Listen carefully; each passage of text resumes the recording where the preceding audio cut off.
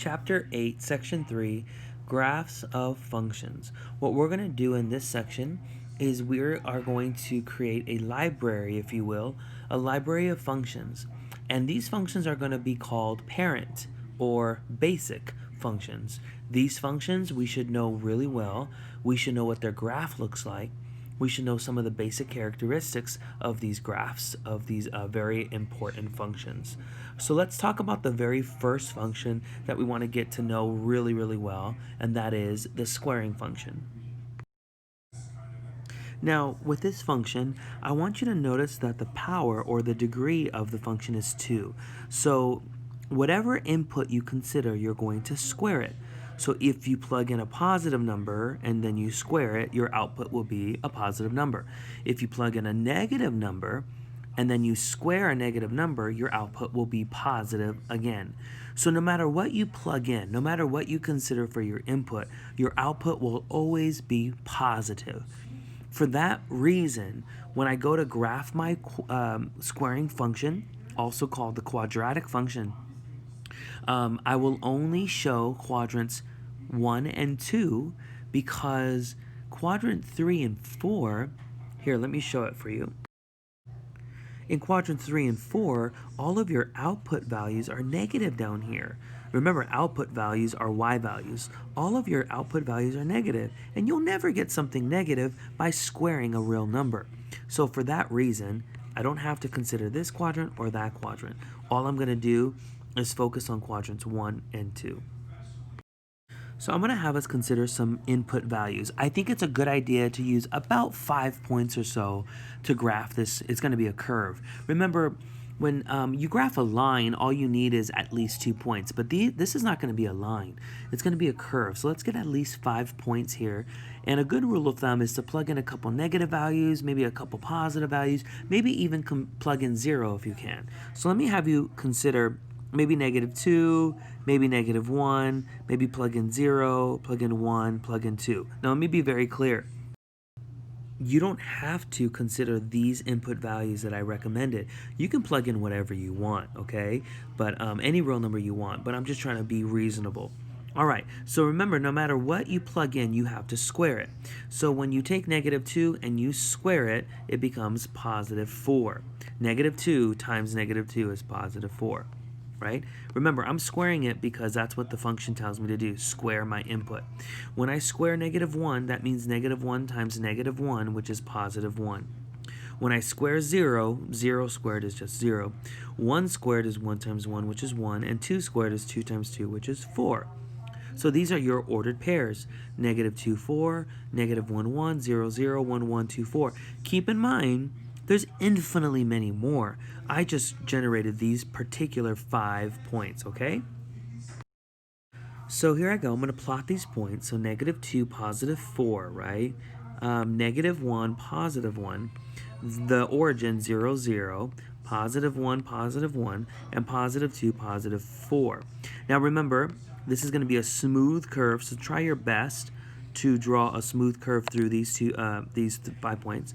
Now remember, these are only 5 points that you and I chose to generate. There are infinitely many more. So be very careful to draw these arrowheads, implying that this graph continues. So what I would love for us to consider now is, what is the domain and what is the range for this function? Now remember, we defined domain and range in the previous lesson. Domain for this squaring function is the set of all of your x values. The range is a set of all your y values. So I want you to consider this shape here, this graph, and tell me, how far left is this going? Well, the smaller my input values are, the smaller my x values are, the further this graph goes to the left. Now, I know it's going up, right? This arrow is indeed going up, but it's not just going up, but this branch is extending toward the left indefinitely, getting wider and wider, getting further and further out to the left. Similarly, this branch is extending indefinitely to the right. So these branches are going forever to the left, forever to the right, forever to -infinity, and forever to +infinity. So in interval notation, that would be it goes forever to the left, negative infinity. It goes forever to the right, positive infinity. This is how you say all real numbers in interval notation. As far as the range is concerned, the range is a set of all of your y values. Now, you want to read that from your lowest y value to the highest y value. Now, the lowest y value is right here. This is the lowest point. And the y value here is 0. What's the highest y value? There is no highest y value because this curve keeps on going higher and higher and higher. So I'm going to say that the parabola goes down to from 0 and then it goes up forever, okay? And this is interval notation for saying all positive real numbers, okay? Positive numbers only, from 0 all the way up to positive infinity. I have a bracket on 0 because 0 is one of your range values. It's one of your output values. It's actually a value that's located on the curve. Now, one very important thing I would love for you to take away from this is I want to recap how I read the domain and how I read the range. The domain is read from left, right? Domain is negative infinity to positive infinity. So from left to right.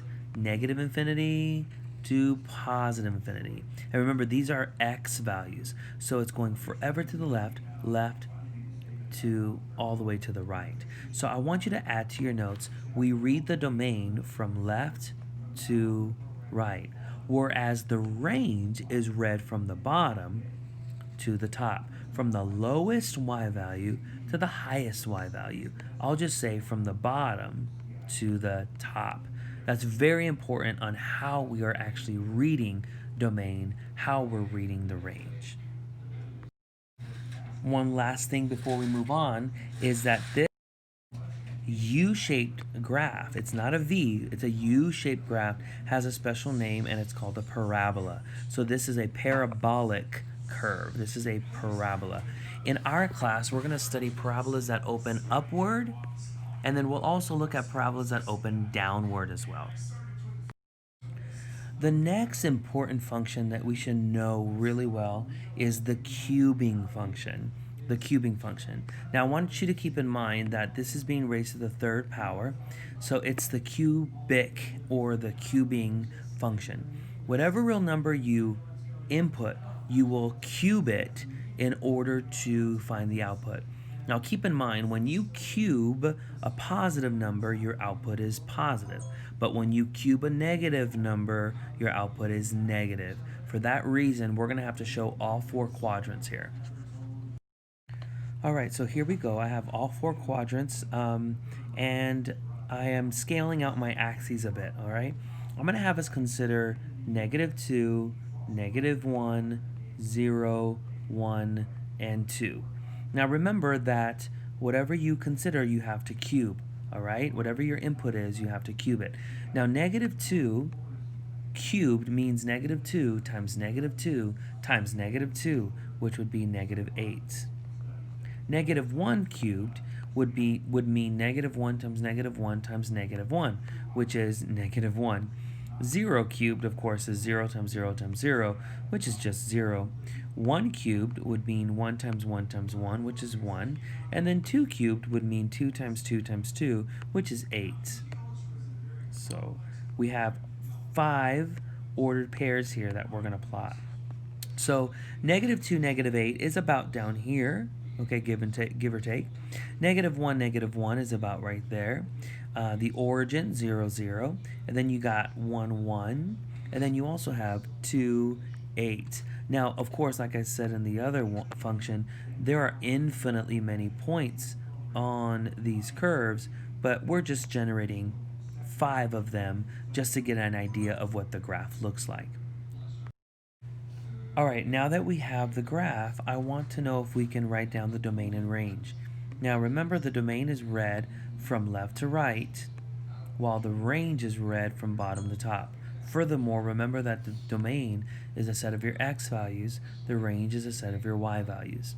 Now, this branch over here is becoming more and more and more and more to the left. It's slowly going to the left, but it is going to the left indefinitely.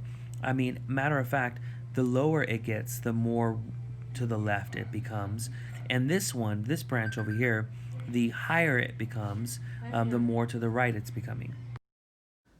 So for that reason, we can say the domain goes to the left forever, to the right forever, right? In other words, all real numbers. You're allowed to plug in any real number, and that's the domain. The range, you can see, hopefully, that this graph goes indefinitely low, and it goes indefinitely high as well. So it goes from negative infinity to positive infinity. In other words, the range is all real numbers as well. Notice that the domain and the range are written the same way in interval notation. It's all real numbers. However, remember the domain is a set of x values, while the set of y values is the range. Cool deal. Let's go to our next parent or basic function. All right, let's discuss the absolute value function. These absolute value bars here denote the distance, or they mean the distance that this number here is from the origin. Remember that. The distance that this number here, your input, is from the origin. All right, so because distance is always positive, it doesn't make sense for distance to be negative. Because distance is positive, your output values will all be positive only. It'll be impossible to get a negative output here for this basic absolute value function. Think of it this way. If I told you I got up early this morning and ran -3 miles, you would probably, chuckle a little bit because that doesn't make any sense. If I told you that I measured a table and it measured -5 feet long, that doesn't make any sense. Distance is always a positive value. It's either 0 or some positive value. So because these absolute value bars mean distance from 0 or distance from the origin, your output values will all be positive. So once again, I will only look at quadrants 1 and 2. All right, I have some input values for us to consider. So the absolute value of -2, right? That's what I'm going to be plugging in, -2. So the absolute value of -2 means the distance that -2 is from the origin is 2 units. -2 is 2 units away from the origin. The absolute value of -1 is 1 because -1 is 1 unit away from the origin. 0, the absolute value of 0 is 0. The absolute value of 1 is also 1 because 1 is 1 unit away from the origin. And the absolute value of 2 is 2. 2 is 2 units away from the origin. Be careful. Some people believe, or some people think, that absolute value of a number means the opposite of the number, and that is not true. After all, the opposite of 1 is not 1, right? So be very careful. Let's plot these points. So this graph goes right through the origin, goes through 1, 1, 2, 2, -1, 1, -2, 2. If we would have kept going, it would go through 3, 3, which would be over here somewhere. 4, 4, 5, 5, 6, 6, and so forth, right? So you and I are just graphing using, 5 points or so. So this is a V-shaped graph. Matter of fact, all absolute value functions are V-shaped. Now let's consider domain and range. I would love for you to, or I would invite you to pause this video and try to write the domain and range on your own in interval notation. But before you pause the video, let me remind you that the domain is a set of x values and you read your domain from left to right. Your range is the set of y values and you read that from bottom to top. So go ahead and pause the video now and try to write the domain and range on your own. So because I see that this graph goes forever to the left, forever to the right, I'm going to say that the domain is all real numbers. Let me create some space here for me. Okay, all real numbers, negative infinity to positive infinity. I hope that's what you wrote. And then, let me fix this graph here. The range, because the range goes from bottom, which is 0, all the way up to positive infinity on both sides, I'm going to say the range is from 0 all the way up to positive infinity. I hope that's what you wrote. Make sure you have a bracket on this 0 here because 0 is one of your range values. It's a point, it's a location on your graph. Our next basic or absolute value function is one of my favorites. It's a square root function. So let's consider this one. X, of course, is your input. Whatever you plug in or whatever you consider as your input, you will take the square root of it. I just want to remind you a little bit of what the square root symbol means. So the square root of 25 is asking you for what number squared gives you 25. So the answer there would be 5 because 5 squared is 25. The square root of 16 is asking you for what real number squared gives you 16, and that would be 4. The square root of 0 is asking you for what number squared gives you 0, and that would be 0. But I want you to notice something, that you run into trouble if you do something like this. What real number squared gives you negative 25? Well, that doesn't make any sense because no matter what real number you square, it will be positive. So there is no real number such that when you square it, you get negative 25. So when I consider my input values, I'm going to stay away then from negative input values, okay? I'm not going to plug in anything negative or else, I'm going to say, well, that doesn't make any sense. There's no such real number. Furthermore, look at this. What's the square root of, let's say, 17? The problem here is that although the square root of 17 is a real number, right? I can figure that out.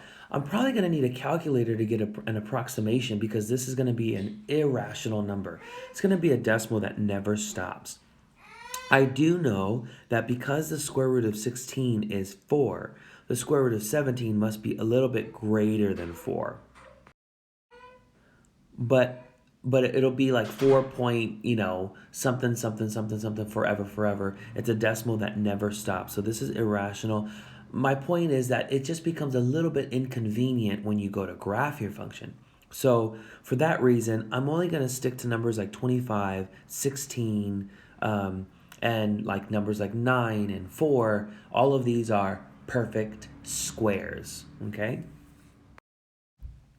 All right. If I don't plug in a perfect square, like 25, 16, 4, and 9, and so forth, if I don't plug in a perfect square, if I plug in a number like 17 or 8 or 10 or 20, any number that's not a perfect square, you're going to get something irrational, and that's just inconvenient when you go to graph. All right, I have some perfect squares for us to consider for x values. The square root of 0 is 0 because 0 squared gives you 0. The square root of 1 is 1 because 1 squared gives you 1. The square root of 4 is 2 because 2 squared gives you 4. The square root of 9 is 3 because 3 squared gives you 9. So when I go to plot these points, I got 0, 0, I have 1, 1, I have 4, 2, and I have 9, 3. So when I draw the curve, it'll look something like this, okay? What's really important is that your curve does not continue down here. It does not go down here. The end point there is the origin. So it goes from the origin and it goes that way. And notice that this whole graph is all contained in quadrant 1. All right, I invite you to pause the video here and write down the domain and range for this function.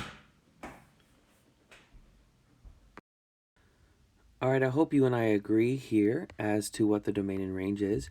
Notice that the domain is read from left to right, and the furthest left that this graph goes is here. This is the furthest left. So that's why the domain starts at 0. And there's a bracket there because 0 is actually one of your x values. in your domain. Like we actually plug 0 in, and it goes from here left to right forever. The range is the same thing. It's from 0. This is your lowest point from 0, and it's going up slowly, but it is going up forever. All right, I'm going to stop it here as far as graphing basic or parent functions. There's a few more that I would love to go through with you, but because of time, I think we'll stop here. So as a summary, we went over the squaring function, the cubing function, the absolute value function, and the square root function. The rest of this section, for the most part, will be discussing graphing using transformations. All right, check out this example, everybody.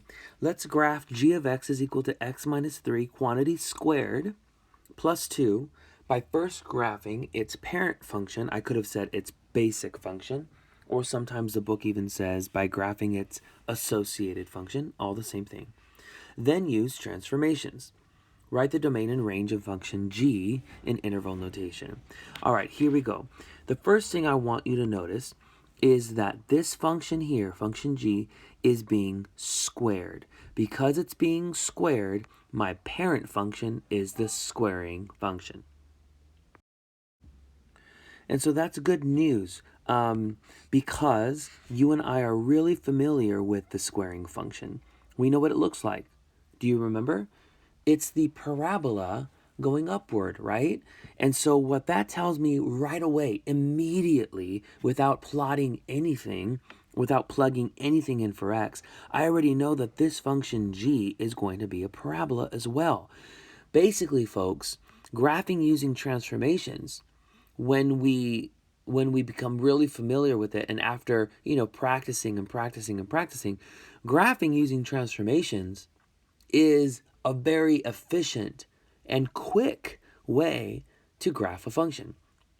Already, I know that this graph is going to be a parabola because it's being squared, so it's related to the parent function, which is the most basic squaring function, so I know this is going to be a parabola. So the graph of g will be identical to the graph of f, except this minus 3 right here and this plus 2 right here actually moves the parabola around in the plane. Let me show you how. This right here, this minus 3 right there, notice that the minus 3 is written within the parentheses, right? And in other words, the minus 3 is part of what is being squared. It's part of what's being squared. I can say it another way. This minus 3 is part of the argument of the function, or part of the action of the function. Because of that, that minus 3 represents something called a horizontal translation. Basically meaning that the parabola will be shifted over horizontally 3 number of units. But the big question is it going to the left or to the right? After much inspection, you will find out that minus 3 would make the parabola move 3 units to the right. Now, as far as the plus 2 is concerned, that plus 2 right here, because it's outside of the argument, right? It's not written within the parentheses. It's outside of the argument. That represents a vertical translation. Vertical translations behave exactly as you might expect them to. Because it's plus 2, that means the parabola will move 2 units upward. So what I'm trying to get you to see is that the graph of g, this parabola, will be exactly the parabola that we graphed earlier in this lesson from the parent function, except it's moved 3 units to the right and 2 units up. Let's see if we can show both of these parabolas, both the parent function and the final answer, in the same plane. All right, everybody, the first thing I'm going to do is plot the parent function. Now, this is what I'm going to ask you to do in the future, is to graph the parent function first. Now, you should feel really comfortable doing this at some point because we just finished graphing this parent function a few minutes ago. So this is one of your graphs that you need to get really comfortable with. We found earlier that it goes to 0, 0, 1, 1, and 2, 4. It goes to negative 1, 1, negative 2, 4, right? This is what we found earlier. So I am going to graph this, and I'm going to use a dashed line here. I'm only using a dashed line because this is not my final answer, right? This is not my final graph. This is just my reference. This is what I'm referencing, right? So this is what gives me the idea of what this is going to be. Now, what I'm going to do is I'm going to take this parabolic curve that I'm really familiar with, and I'm going to move it 3 units to the right and 2 units up. What that means is this point, well, all of the points, all of them really, but this point right here will go 3 units to the right, 1, 2, 3, and then 2 units up, 1, 2. So that origin, that 0, 0 point will end up at 3, 2. So it went 3 units to the right and 2 units up, okay? Every single point would do that. This point right here, the same thing goes for this. 3 units to the right, 1, 2, 3, and 2 units up, right?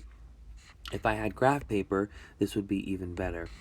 So this point here, 1, 1, ends up at 4, 3. About right there, okay? That was 3 units to the right and then 2 units up, okay? We're doing that for every single point. Let's do it for this point, 2, 4. 3 units to the right would take you to 5 on the x-axis, and when you go 2 units up, it'll take you to 6 on the y-axis. So 5, 6 is where that ends up. I can show you it's 3 units to the right and then 2 units up. Okay, everybody? So you can see, hopefully, the right branch of my answer there, right? All I need is the left branch. And so what I'm going to do is take this point, 3 units to the right, 1, 2, 3, and then 2 units up, right? So that ends up here at 2, 3, about right there, okay? That was this point going 3 units to the right and then 2 units up, okay? And then finally, negative 2, 4, 3 units to the right sends me to 1 on the y-axis, on the x-axis, and then 2 units up takes me to 1, 6, okay? So that's this point here, about right there. That was this point going 3 units to the right and then 2 units up. Okay, so I can finish this curve off, oops, like this, okay? So this is the graph of G. This is the graph of F, your parent function. Can you please label your graphs? Put an F somewhere near your parent function, and then put a G next to your final answer. I'm trying to be super clear here. I mean, notice what I'm doing. I'm trying to be color coordinated. I am recommending that you use colors as well so that your eye can quickly go to, okay, so he wrote the parent function in blue. That means the graph in blue belongs to that parent function. But I also put F next to it just in case, your eye doesn't catch colors that well. So there's an F next to this curve. So then that means this curve must belong to function F. Same thing with G. I put a G next to this curve so that you know that it belongs to function G. I also put it in yellow to kind of match that function, all right? So this is the graph, the final graph, and you use transformations. Now, let's write the domain and range of function G in interval notation. Can you pause the video right here and try to write the domain and range for function G in interval notation, please?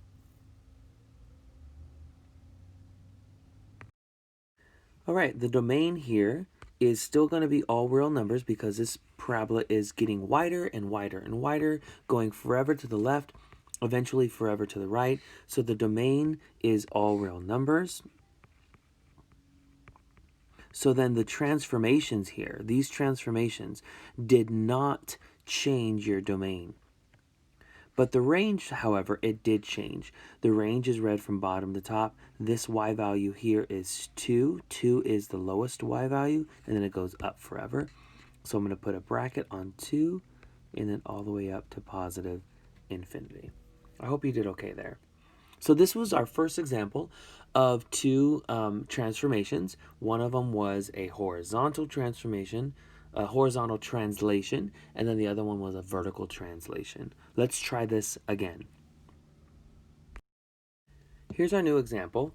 Graph h of x is equal to the absolute value of x plus 2 minus 1. We're going to do the same process of the parent function. All right, now notice here, everybody, that my parent function is different. This time around, I don't see anything being squared, so therefore the squaring function is not my parent function. Instead, I see absolute value bars. Because there's absolute value bars, my parent function is the absolute value function. All right, very good. So I already know from the very beginning that this function h is going to be a v, because all absolute value functions are v-shaped. So this is going to be a v. But the plus 2 inside of this argument here, it's inside of the absolute values, this plus 2 and this minus 1 that's outside of the argument, both of those are going to be types of transformations.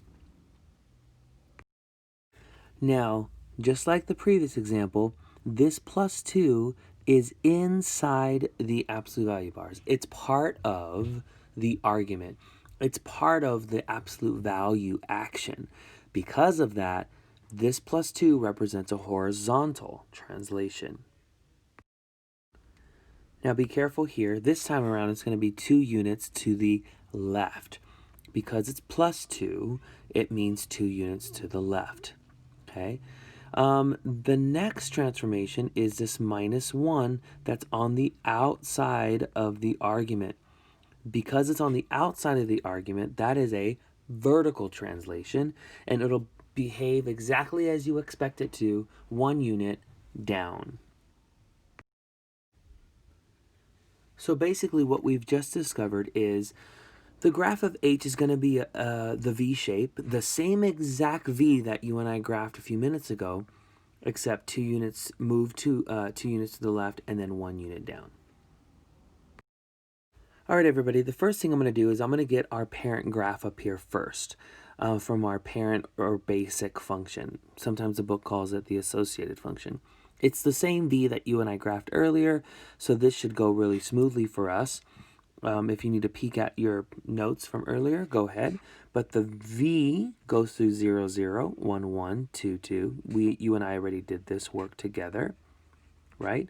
So, and I'm going to use a dash line here to graph this v. The reason is because I want to make sure I'm being very clear that this is not my final answer. It's just my reference. Okay? All right, I put an F next to it as well. Now what I'm going to do is I'm going to take each one of these 5 points. There's infinitely many points on this V, but I'm only going to take these 5 just to get an idea. And I'm going to move each one of them 2 units to the left and then 1 unit down. So this one, 2 units to the left, 1 unit down, drops me off at -2, -1, which is here. Okay, again, that was this point that moved 2 units to the left and 1 unit down. Now let's do that for each point. This point here, which is -1, +1, let's move it 2 units to the left and then 1 unit down. That'll drop me off right on the x-axis at -3. Okay, so right here. That was this point moving 2 units to the left, 1 unit down. Now this point here, which is -2, +2, 2 units to the left, 1 unit down, drops me off at -4, +1. Right there. That was this point moving 2 units to the left, 1 unit down. So you can see then I already have the left branch of my v. All I need is the right branch. So let's move this point, 1, 1, 2 units to the left, and 1 unit down. It drops me off right on the x-axis at -1. Oops, I guess I'm using red, right? Right there. That was this point going 2 units to the left and 1 unit down. Finally, 2, 2, 2 units to the left, 1 unit down, drops me off right on the y-axis at +1. So then my v is complete. It looks like this. And this is the graph of h. And this is using transformations. This is kind of fun, isn't it? Now, can you pause the video and write the domain and range for function h? All right, do you and I agree? The domain, the graph goes forever to the left, forever to the right, so the domain is all real numbers. The range, the lowest it goes is -1, and it goes up forever on both sides. So from -1 to infinity. Good job, you guys. Check out this one. Graph r of x is equal to -square root of x by first graphing its parent function and then using transformations. Now, what this example I hope to show is the very last kind of transformation that you and I will study in this class. So far you've studied horizontal translations, you've studied vertical translations. The last kind of translation that you and I will study in this class is called a reflection. And that's exactly what this negative sign does. It reflects your graph across or over or about the x-axis. It's as if the x-axis is a mirror, and whatever you see above or below the x-axis, you get its mirrored image on the other side. Let me try to illustrate that for you now. First things first, because I see a square root, I know the square root function is my parent function. Okay, everybody? It's not the squaring function, it's not the absolute value function or anything else. Because you see a square root, it's that simple. The square root function is my parent function. All right, that negative here represents a reflection across the x-axis. A reflection is the last kind of transformation that you and I will study. All right, everybody, let's get the graph of our parent up here first. A few minutes ago in this lesson, we graphed the parent function, the square root of x. We found that it goes through 0, 0, 1, 1, 4, 2, and 9, 3. I hope you still remember that. And I'll just connect these dots here, right? So there's the parent graph. This is f, right? And so what I'm going to do is, I guess I sometimes use a dashed line. I guess I forgot to do that here, so sorry about that. But this is the graph of the parent, yes? And what I'm going to do is I'm going to reflect this graph across the x-axis to get the graph of r. Now, when I say reflect across the x-axis, it's as if this x-axis is a mirror, so that whatever you see up here gets reflected or mirrored down here. So for example, this point here, 1, 1 becomes 1, -1. This point here, 4, +2 becomes 4, -2. So I hope you see what we're doing is negating or taking the opposite of the y value at every point. This point here is 9, 3, so it'll become 9, -3. Maybe about right there or so. This point's funny. 0, 0 becomes 0, 0, right? So that one's not moving anywhere. So then this curve ends up looking like this, right? This is the function, or this is the graph of r. It is the mirrored image of, it is the mirrored image of this parent graph here. So that whenever you see a negative hanging out in front of the function like this, then it represents a reflection across the x-axis. Okay, let's get the domain and range for function r. Go ahead and pause the video and try to write the domain and range for function r now. All right, how did you do, guys? Your domain, from left to right, it goes from 0 all the way to positive infinity. Left to right. The range, you have to be careful.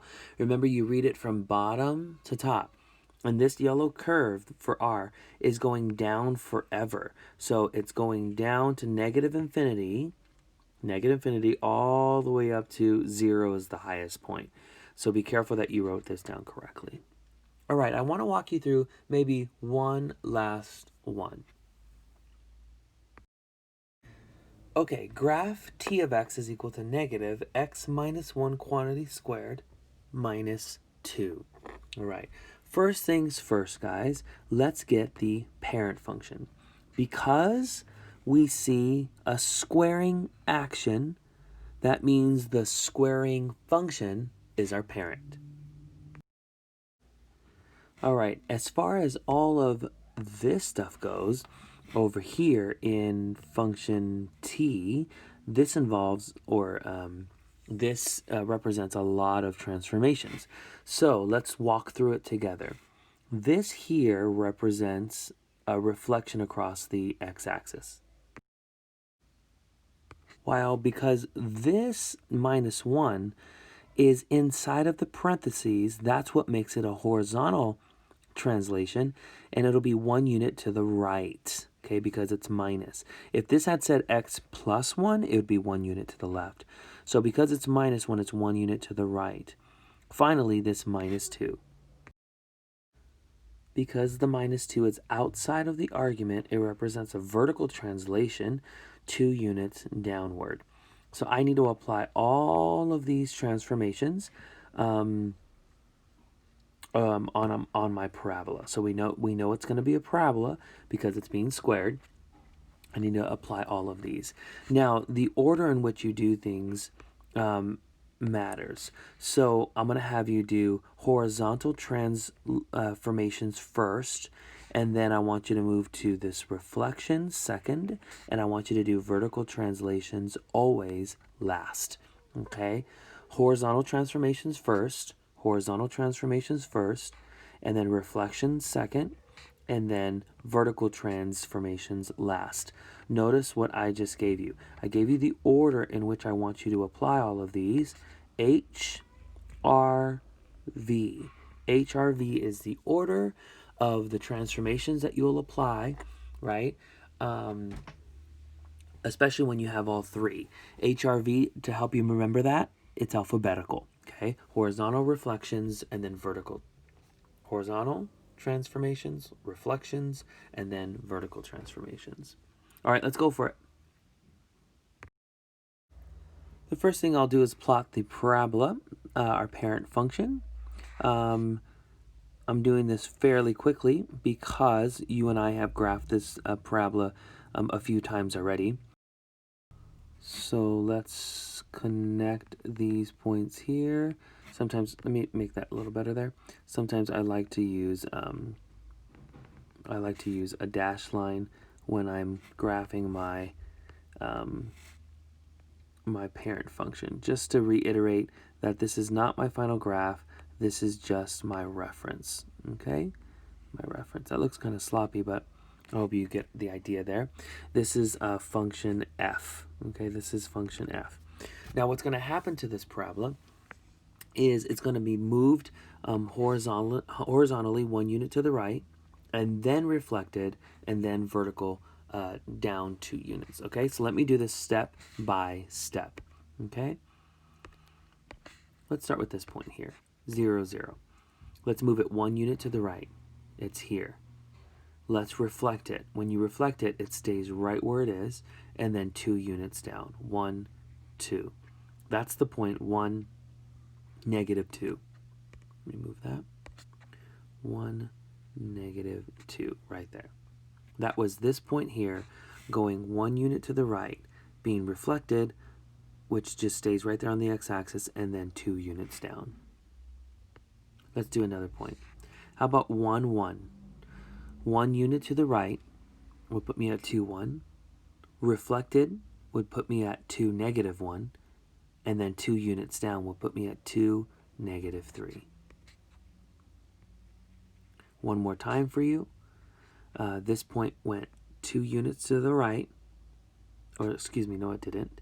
It went 1 unit to the right, reflected across the x-axis, and then 2 units down. Okay? The next point, 2, 4. 1 unit to the right is 3, 4. Reflected is 3, negative 4. And then 2 units down puts you at 3, negative 6. Okay? One more time. 2, 4. 1 unit to the right is 3, 4. Reflected is 3, negative 4, about right there. And then 2 units down. Okay? So I have the right branch of my parabola, like that. Okay? Now I just need the left branch. Let's go over here to these points here. Negative 1, positive 1. I'm going to move 1 unit to the right. That puts me at 0, 1. And then reflected, 0, negative 1. And then 2 units down, 0, negative 3. Oh, sorry. Stay true to the colors, right? And then finally, negative 2, 4. I'll move 1 unit to the right. That's negative 1, 4. Reflect it, that's negative 1, negative 4. And then move it down 2 units, negative 1, negative 6. Okay, so I finished off the left branch of my parabola, and this is how it looks. This is for function t. Okay, pretty cool, isn't it? When you practice the graphing using transformations, you can become very, very efficient at graphing functions. Can you please pause this video and write down the domain and the range for function t?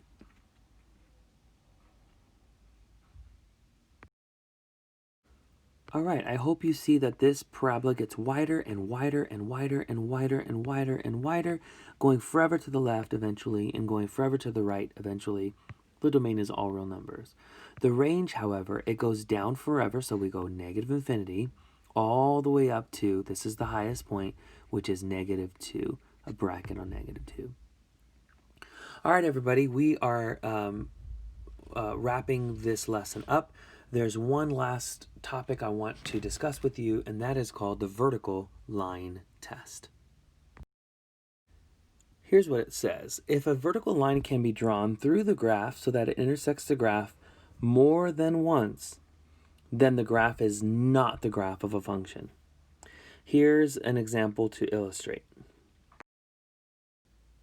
All right, I've drawn some graphs, just some rough sketches. And what I want to do is I want to apply the vertical line test to check to see which of these graphs is indeed the graph of a function. So draw a vertical line through each one of these graphs, and you're trying to see if it's possible that a vertical line can cross your or intersect your graph more than once. Notice in this first one, this is a line, right? So this would be a linear equation that is graphed. No matter where I choose to draw a vertical line, I guess right here would be okay, but no matter where I choose to draw a vertical line, the vertical line is crossing my graph only in one place. So then this graph then is the graph of a function. When I come to the next one, and draw a vertical line, no matter where I choose to draw a vertical line, it will cross my graph only once, so this one also is a function. However, when I come to the third graph here, I'm trying to draw the vertical line so that it intersects my graph. And when I do so, notice that my vertical line that I'm drawing is intersecting the graph infinitely many times. Therefore, this vertical line and any vertical line is not the graph of a function. It's the graph of a relation, it's the graph of an equation, but it's not the graph of a function.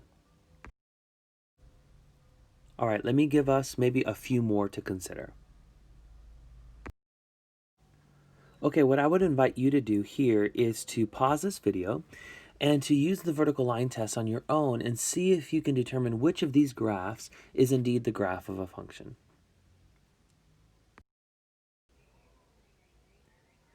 All right, this one is a parabola going downward, and I hope that you determine that no matter where you draw the vertical line, it will only cross once, so this one is a function. here, this is a parabola opening sideways, and if I draw the vertical line here, it will cross the graph more than once. So this one is not a function. So let's be very clear. Parabolas that open sideways are not functions, okay, or not the graph of a function. This graph here is the graph of, actually, you'll study these in a later chapter in our textbook. This is the graph of a exponential function. No matter where you draw the vertical line, it will cross only once. So this is indeed the graph of a function. I hope this is what you're finding. Here, this is the graph of an ellipse. And the graph of an ellipse is not the graph of a function. It fails the vertical line test. So it's important that you and I are aware that this is not the graph of a function. So that's how the vertical line test works. It's a pretty short test to implement, but it does allow us to see, okay, is this the graph of a function really quickly or not? Remember that if it's not the graph of a function, it's just the graph of an equation or the graph of a relation. Okay, everybody, this lesson, it was pretty rich with content. So I'll catch you in the next lesson, which will be 8.4.